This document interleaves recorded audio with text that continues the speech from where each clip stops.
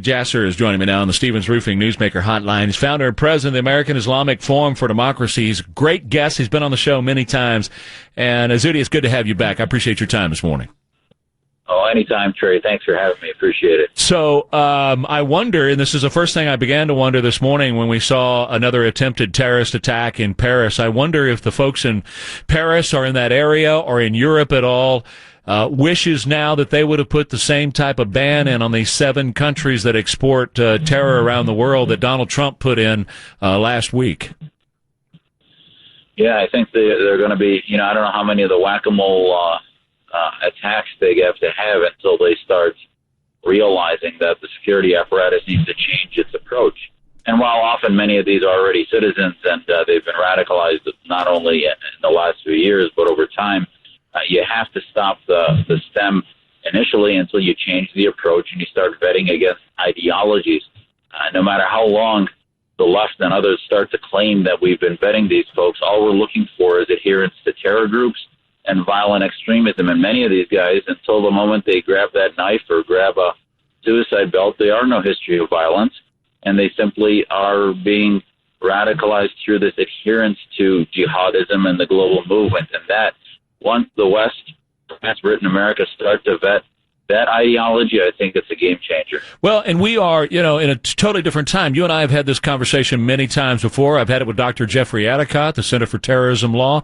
We're in a different time now. We don't line up. We are at war, period, end of story. We're at war. And we are living in a time when radical Islamic terrorism has tried to make its move into Western civilization and tried to fight against Western civilization. It has happened in the past. We are living in that moment here. I firmly believe this. And instead of lining up and shooting guns and missiles and tanks at each other like we did in World War II and World War I and the other wars, where you had a clearly identified and uniform-wearing military opposition enemy, this time they embed themselves with other people. They look the same, they talk the same, they act the same, until, as you said, they pick up a knife or they commandeer a truck and mow people down in Nice, France, or whatever. You can't tell who they are. So you have to go into what Donald Trump has said, and that is extreme vetting. Is that correct? Yeah, and it's not even extreme. It's irrational that we've been doing. Right.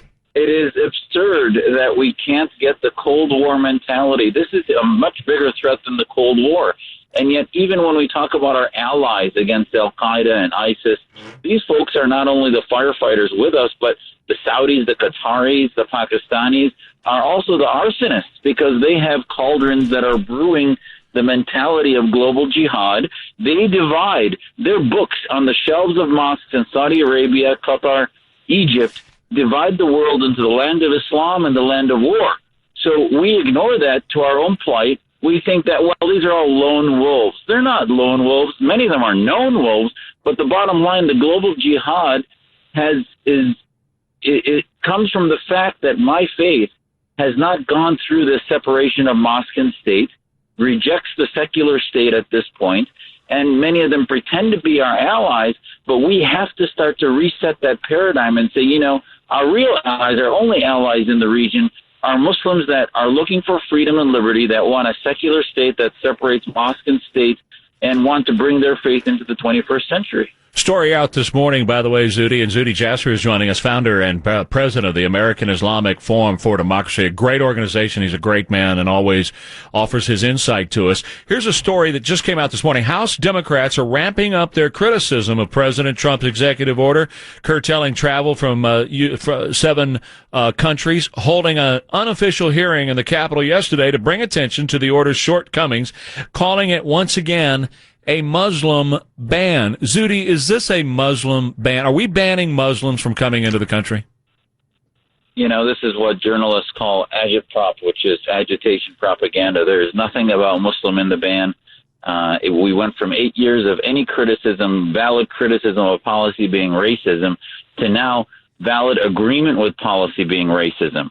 I mean, it is just absurd. There's nothing about Muslims. It's 7 countries President Obama had listed as the hottest spots that were in countries that were basically unreliable governments like Yemen, Libya, etc., that needed much longer vetting. So to pause it until President Trump gets his operation in place that does the vetting as he feels comfortable with is not a ban. My only criticism of it was the implementation and the communication to the folks on the front line. I think that created some fears among families that had legitimate visas, et cetera. But other than that, and also Syria, I'm not sure why it's on the indefinite list. I think all of these countries are pathways for jihadists. And if anything, Syria is the country that needs help, humanitarian, the greatest. So if we can fix the system, I hope we can fix Syria's the way we vet any refugees coming from there. The founder and president of the American Islamic Forum for Democracy, Zuhdi Jasser, please come back and be with us again. I always appreciate having you on, sir. Oh, anytime, Trey. Thanks again. We'll visit again soon. That's Zuhdi Jasser joining me on the Stevens Roofing Newsmaker Hotline here on KTSA.